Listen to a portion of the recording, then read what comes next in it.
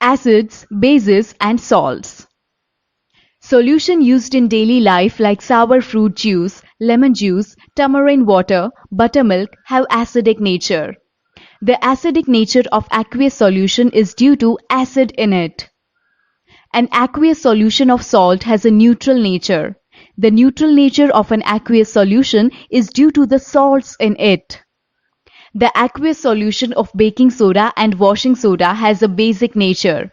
The basic nature of aqueous solution is due to the bases in it. Acids are sour in taste and change the color of blue litmus to red, whereas bases are bitter and change the color of the red litmus to blue. The process of neutralization between acids and bases forms salts. Litmus is a natural indicator. Turmeric is another such indicator. You can also use synthetic indicators such as methyl orange and phenolphthalein to test for acids and bases.